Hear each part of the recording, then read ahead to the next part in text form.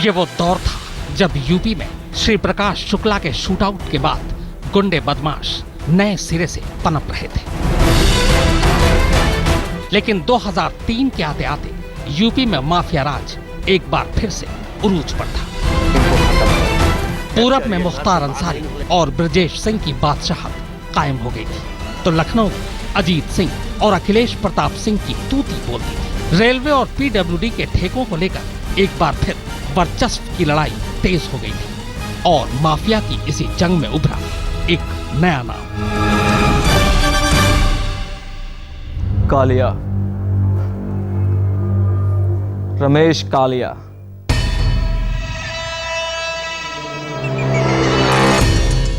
रमेश कालिया ये वो नाम था जिसे सुनते ही ठेकेदारों और बिल्डरों की रूह कांपने लगती।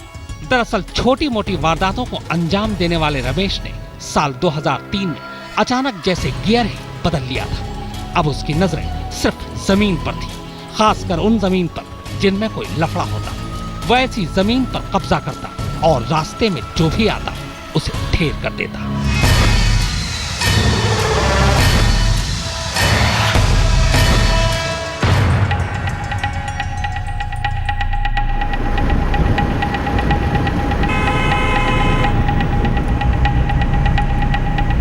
नेताजी, एक गाड़ी पीछा कर रही है काफी देरों से, क्या करें? चलो चलो चलो।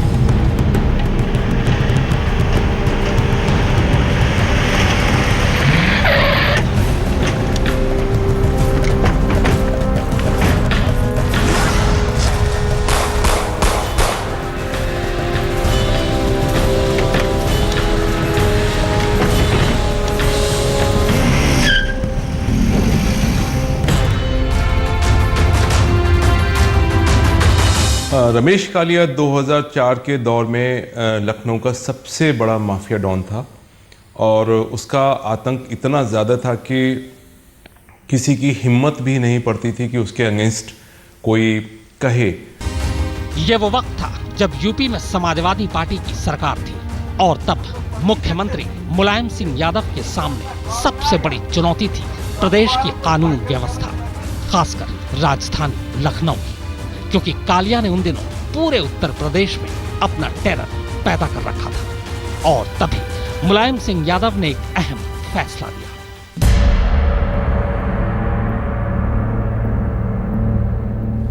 देखिए डीजीपी साहब, ऐसे काम नहीं चलेगा।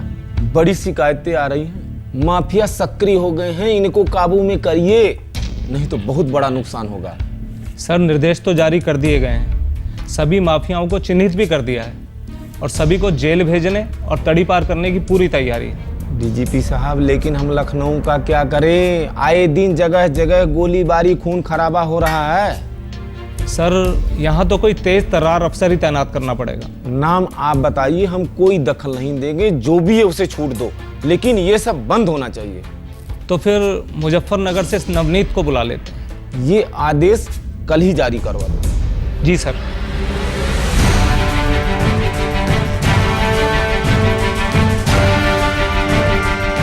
आईपीएस अफसर नवनीत सिकेरा ऐसे बदमाशों के लिए सिरदर्द का दूसरा नाम था। खासकर पश्चिमी उत्तर प्रदेश के बदमाश तो सिकेरा के नाम से ही खौफ खाते थे। आलम यह था कि यूपी के क्राइम कैपिटल के नाम से बदनाम रहे मुजफ्फरनगर में अपनी तैनाती के दौरान नवनीत सिकेरा ने अलग अलग शूटआउट में कुल 55 छटे हुए बदमाशों को मौत की नींद सुला दिया था। लखनऊ को कालिया के खौफ से आजाद करने के लिए सिकेरा को वहां तैनात करने का शायद यही सबसे अच्छा वक्त था। नवनीत सिकेरा अब लखनऊ के नए एसएसपी थे।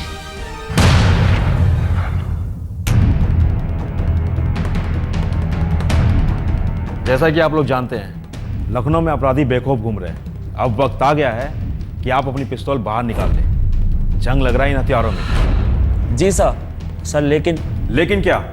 सर, कई माफिया तो नेताओं के साथ उठते बैठते हैं, तो उनका क्या करें? वो आप मुझ पर छोड़ दें। मुझे लखनऊ और आसपास के टॉप 10 माफियाओं की लिस्ट और उनके क्रिमिनल रिकॉर्ड चाहिए, वो भी 24 घंटे के अंदर। और हाँ, ये भूमाफियाओं की भी लिस्ट तैयार करो, इनके भी क्रिमिनल रिकॉर्ड्स निकालो। Is it clear? Yes sir. SSP के इस फरमान का असर दिखने लगता है। पूरे लखनऊ में माफिया और गुंडे बदमाशों की धरपकड़ शुरू हो जाती है। कई को सलाखों के पीछे डाल दिया जाता है, वहीं कई शूटआउट में मार गिराए जाते हैं और पुलिस की इस कार्रवाई से बदमाशों का सिंडिकेट चलाने वाले बड़े माफियाओं की नींद हराम हो जाती है। यदि कोई अपराधी हमारे ऊपर फायर करता है तो निश्चित रूप से फिर हमारी AK-47 गरजती है, और जब हमारी AK-47 गरजती है तो अपराधी को फिर हम लोग धराशायी ही करते हैं, क्योंकि हम लोग ट्रेंड हैं। नेताजी, ये जो नया कप्तान आया ना, इसने बड़ा परेशान कर रखा है। जब तक हमारे आदमी उठा लेता है। अरे हम है ना, चिंता मत करो, सरकार तो हमारी है, सब ठीक ठाक हो जाएगा। नहीं नेताजी, सुना है लिस्ट विस्ट बना रहे हैं, इनकाउंटर स्पेशलिस्ट है ये। अरे भाई हम है ना, चिंता मत करो, अभी नया नया है ना, और राजधानी का रंग ढंग भी सीख जाएगा। नेताजी, ध्यान रखिएगा, कहीं ऐसा ना हो कि सब कुछ बर्बाद हो जाए।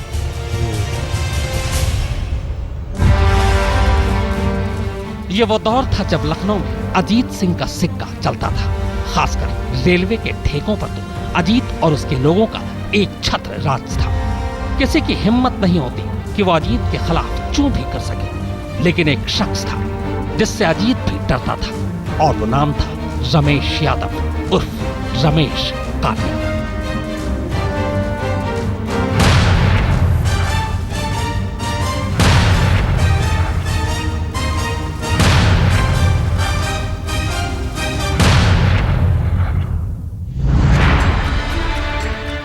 लखनऊ से सटे उन्नाव का एक गेस्ट हाउस आज समाजवादी पार्टी के बाहुबली MLC अजीत सिंह का जन्मदिन है। देर रात तक अजीत सिंह की बर्थडे पार्टी चलती है। नशे में धुत कनर और अजीत सिंह के चेले हवा में फायरिंग कर रहे हैं कि अचानक एक गोली स्विमिंग पूल के नजदीक बैठे अजीत सिंह के सिर को छेद कर बाहर निकल जाती है और वो जमीन पर ही गिर पड़ता है। अब रंग में भंग पड़ चुका है। लोग फौरन अजीत सिंह को उठाकर इलाज के लिए कानपुर ले जाते हैं, लेकिन तब तक बहुत देर हो चुकी थी। जंग होगी घमासान होगी।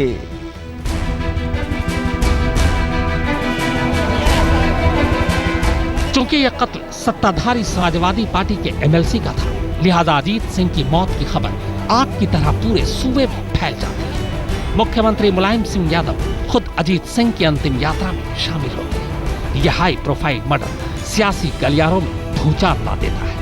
अजीत सिंह की मौत कोई हादसा नहीं थी, बल्कि कत्ल था, और इसके साथ ही पुलिस पर अजीत के कातिलों को पकड़ने के लिए दबाव बढ़ने लगता है।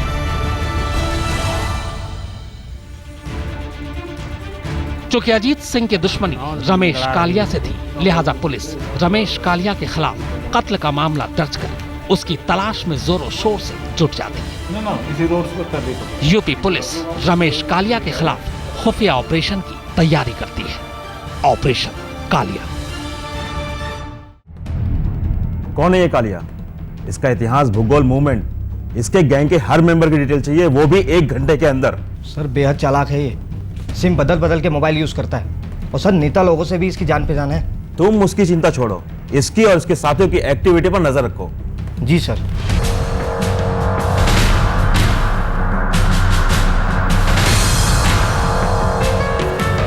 क्या लक्ष्मण, कुछ मिला? नहीं सर, ये अपनी लोकेशन बड़ी तेजी से बदल रहे हैं, और सर सिम भी बदल देता है। अच्छा कोई बात नहीं, तुम टैब रखो।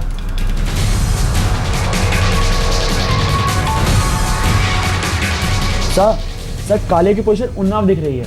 उमेश, अपनी टीम को अलर्ट कर दो, हम रात को किसी वक्त निकलेंगे। सर, और एक बात का ध्यान रखना, ऑपरेशन बेहद सीक्रेट है, किसी को कानो कान खबर ना होने पाए। सर। कालिया की तलाश में लखनऊ पुलिस दल बल के साथ उन्नाव में कई ठिकानों पर रेड करती है, लेकिन हर जगह पुलिस को नाकामी ही हाथ लगती है।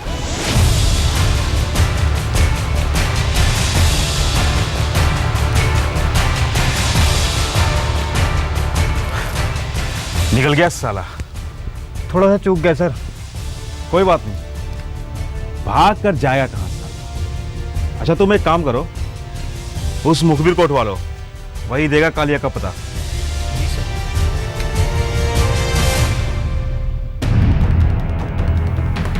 जय हिंद सर। सर इम्तियाज़ नाम के एक बिल्डर ने कालिया के खिलाफ कंप्लेंट की है। क्या कंप्लेंट की है? सर उसने कहा है कि कालिया ने उससे 5 लाख की डिमांड करी है। बुलवा उसको। ठीक है सर।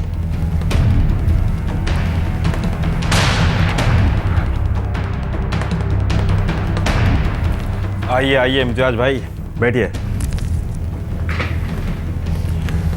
हाँ, तो कहिए क्या बात है? सर मैं बहुत परेशान हूँ सर। सर मुझे बार बार मुझे फ़ोन पर मारने की धमकी दे रहे हैं सर वो। देखिए इम्तियाज भाई, आप हमारी मदद करिए, हम आपकी मदद करेंगे। जैसा आप कहेंगे मैं वैसा करूँगा सर। तो इस बार अगर फ़ोन आए तो उससे टाइम ले लेना और जगह भी पूछ लेना। जैसा आप कहें सर।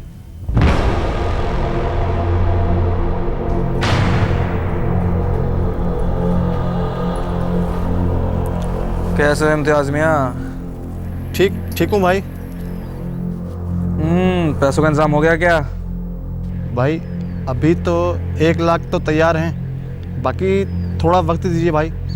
ठीक है, ऐसा कर, परसों आ जा, शाम 6 बजे मेरी कोठी पर। ठीक है भाई। जी भाई। आओ इम्तियाज, बैठो। बताओ। सर उसका फिर फ़ोन आया था। क्या बात हुई? सर 12 तारीख को बुलाया है पैसों के साथ, शाम 6 बजे। कहाँ पर? सर नीलमत्था में उसकी कोठी बन रही है, जिसकी देखरेख उसके आदमी करते हैं। तब तो कुछ अलग ही प्लान बनाना होगा, नहीं तो इस बार भी निकल जाएगा हाथ से साला।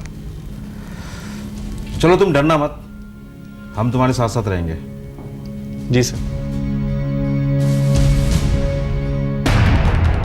सर वीरान इलाका है, वहाँ इस तरह जाएंगे तो कोई भी पहचान लेगा कि पुलिस आ रही है। सर मेरे पास एक आइडिया है। बताओ। सर बारात की शक्ल में चलेंगे, इससे किसी को डाउट भी नहीं होगा और बिल्डिंग को धीरे से चारों तरफ से हम घेर लेंगे और धाव बोल देंगे। लेकिन फिर तो हमें कुछ लड़कियों को भी अपनी टीम में। जी सर, मैंने सब सोच रखा है। सर अगर आप कहें तो इंस्पेक्टर शीला को कह देते हैं। वैसे आइडिया बुरा नहीं है, चलो ऐसा ही करते हैं। डन। Yes sir.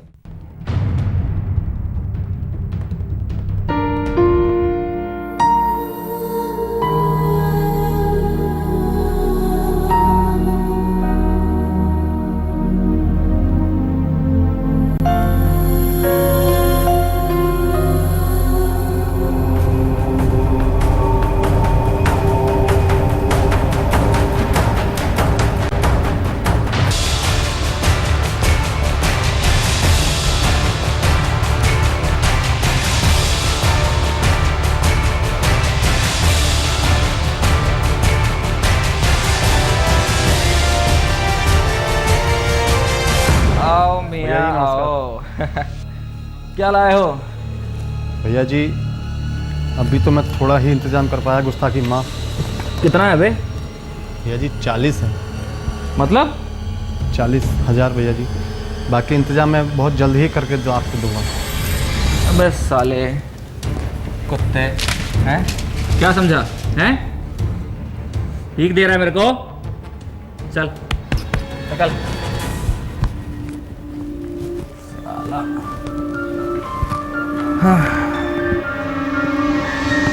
ये बड़ी दुस्साहसिक मुठभेड़ थी और उसके बारे में कहा जाता था कि वो वेट नहीं करता है, तुरंत ही फायरिंग शुरू कर देता है। जैसा अंदेशा था वही हुआ, जैसे ही पुलिस ने घेराबंदी की तुरंत से फायरिंग शुरू हुई।